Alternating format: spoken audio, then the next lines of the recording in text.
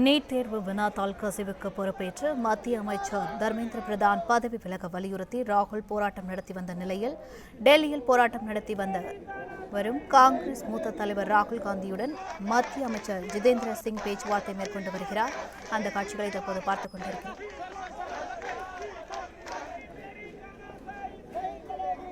இது தொடர்பான கூடுதல் விவரங்களை எமது செய்தியாளர் நிரஞ்சன் தொடர்ந்து வழங்க கேட்கலாம். வணக்கம் நிரஞ்சன், இது குறித்த கூடுதல் விவரங்கள். தற்பொழுது மத்திய அமைச்சர் ஜிதேந்தர் சிங் இந்த பேச்சுவார்த்தை செய்வதற்காக வந்திருந்தார். அவருடன் ராகுல் காந்தி சில விஷயங்களை பேசுவதற்காக முற்பட்டார். குறிப்பாக ராகுல் காந்தி தனது கோரிக்கைகளை அவரிடம் முன்வைப்பதற்கான முயற்சிகளில் ஈடுபட்டு வருகிறார்.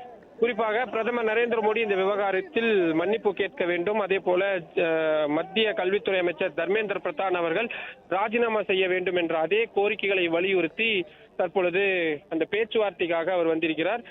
மத்திய அரசை பொறுத்தவரை இந்த விவகாரம் முழுமையாக அரசியலாக்கப்படக்கூடாது என்ற விவகாரத்தை அவர்கள் மிகவும் கவனத்துடன் இருக்கின்றார்கள்.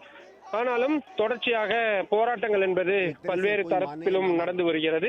மத்திய அரசு சார்பில் இந்த போராட்டங்களை ஓரளவிற்கு கட்டுக்குள் கொண்டு வருவதற்கான முயற்சிகள் என்பது மேற்கொள்ளப்படுகிறது. அந்த வகையில்தான் தற்பொழுது மத்திய அமைச்சர் ஜிதேந்தர் சிங் இந்த பகுதிக்கு வந்து ராகுல் காந்தி மற்றும் மற்ற காங்கிரஸ் கட்சியின் நிர்வாகிகளுடன் பேசுவதற்கான முயற்சிகளில் அவர் ஈடுபட்டிருக்கிறார்.